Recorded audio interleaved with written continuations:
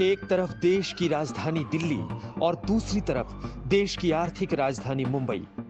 दोनों की आबादी करीब 2 करोड़ है। देश के दोनों महानगरों में कोरोना की रफ्तार अपने चरम पर है। मरीजों की बढ़ती तादाद सिस्टम और सरकार की पूरी व्यवस्था की पोल खोल रही है। बेड मिला तो ऑक्सीजन नहीं, ऑक्सीजन का बंदोबस्त हुआ तो आईसीयू बेड की भीषण कमी। गुरुवार को ही मुंबई में संक्रमित नए मरीजों की संख्या 3056 थी, जबकि 69 की मौत इलाज के दौरान हुई। मुंबई में कोरोना के 55,601 एक्टिव मरीज हैं। 96 कंटेनमेंट जोन है। 565 बिल्डिंग सील की गई है। दिल्ली की हालत देख लीजिए। दिल्ली में 90,629 एक्टिव केस है। 47,704 कंटेनमेंट जोन है। अप्रैल से तुलना करें तो कंटेनमेंट जोन्स की संख्या में कुल उछाल 1349% का है। सवाल उठता है कि क्या राजधानी दिल्ली की हालत मुंबई की तुलना में अब ज्यादा खराब है? आंकड़ों पर नजर डालेंगे तो कोरोना की पहली लहर के मुकाबले दूसरी लहर में मुंबई कुछ ज्यादा संभला हुआ दिख रहा है।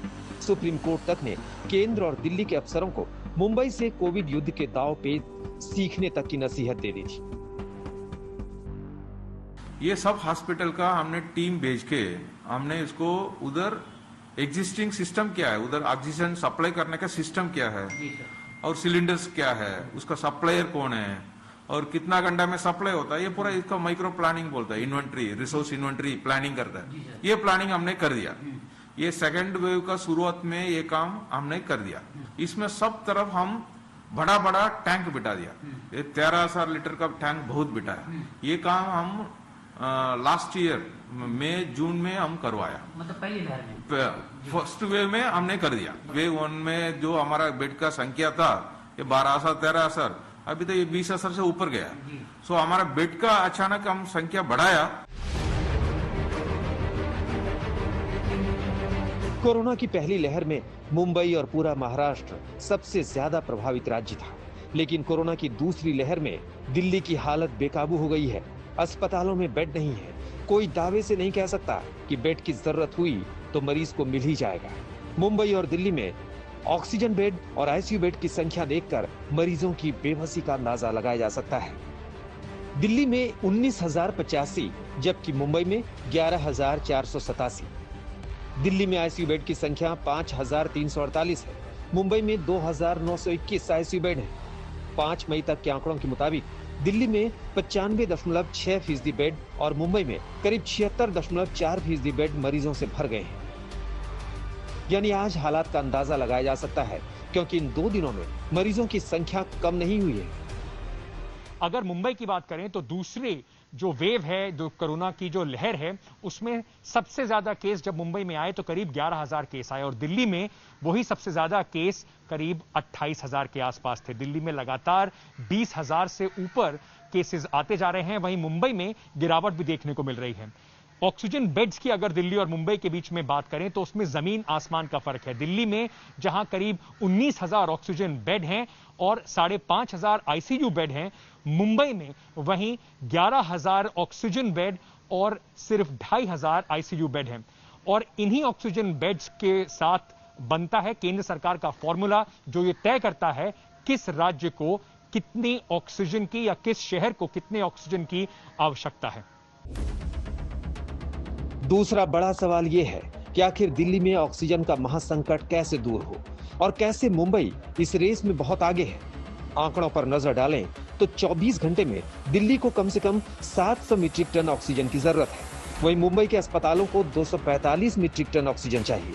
दिल्ली को अभी हर रोज 450 मीट्रिक टन ऑक्सीजन की सप्लाई हो रही है, जबकि महाराष्ट्र को फिलहाल 1700 मीट्रिक टन ऑक्सीजन चाहिए। सूत्रों के मुताबिक महाराष्ट्र करीब 1200 मीट्रिक टन ऑक्सीजन का उत्पादन खुद कर रहा है। यानी दिल्ली अपनी ऑक्सीजन जरूरतों के लिए पूरी तरह केंद्र सरकार और दूसरे राज्यों की मदद पर निर्भर है। दिल्ली और मुंबई में एक बहुत बड़ा बुनियादी फर्क भी है। जहां महाराष्ट्र, जिसको करीब 1700 मैट्रिक टन ऑक्सीजन की आवश्यकता होती है, उसमें से 1200 मैट्रिक टन महाराष्ट्र खुद उत्पाद करता है और 500 मैट्रिक टन बाहर से आता है। दिल्ली में एक भी यानी कि 0 मैट्रिक टन का उत्पादन होता है। दिल्ली में सारा जो ऑक्सीजन है उसका एलोकेशन केंद्र सरकार करती है और वो ऑक्सीजन बाहर से आता है। अब जबकि दिल्ली में केंद्र सरकार ने 590 मैट्रिक टन अपनी तरफ से बढ़ाया है, वो कम से कम 5 अलग अलग राज्यों से उसकी सप्लाई दिल्ली के अंदर आती है। सवाल उठता है कि क्या राजधानी दिल्ली और मुंबई का प्रशासनिक ढांचा कोरोना से निपटने के लिए समान क्षमता रखता है? मुंबई की बात करें तो कोरोना से लड़ने के लिए पूरा प्रशासनिक तंत्र एक कमान में लड़ता दिख रहा है। इसमें बीएमसी और राज्य सरकार दोनों शामिल हैं। लेकिन जब बात दिल्ली की होती है तो यहां बहुत खींचतान है। और दिल्ली और मुंबई की तुलना में सबसे बड़ा फर्क जो आता है वो फर्क आता है दिल्ली और मुंबई के बॉस कौन। जी हां, जहां मुंबई में चेन ऑफ कमांड बिल्कुल क्लियर है, स्टेट गवर्नमेंट उसके अधीन आती है। मुंबई की बृहन मुंबई म्युनिसिपल कॉरपोरेशन इस समय शिवसेना की सरकार है और शिवसेना ही बीएमसी में काबिज है। तो वहां पर एक सेंट्रलाइज कमांड और जो स्ट्रक्चर है उसे बनाने में आसानी मिलती है। एक तरफ से आदेश जाता है, उसका पालन आसानी से हो जाता है। वहीं दिल्ली में आइए, दिल्ली में केंद्र सरकार के अलग अस्पताल हैं, दिल्ली सरकार के अलग अस्पताल हैं, एमसीडी का अलग इलाका है, साथ ही साथ एनडीएमसी का भी एक क्षेत्र है। इन सब के बीच में दिल्ली में हमेशा यह कंफ्यूजन बनी रहती है कि किसकी बात सबसे ऊपर रखी जाएगी। वायरस का खतरा और चुनौतियां एक हैं, लेकिन निपटने की क्षमता अलग अलग।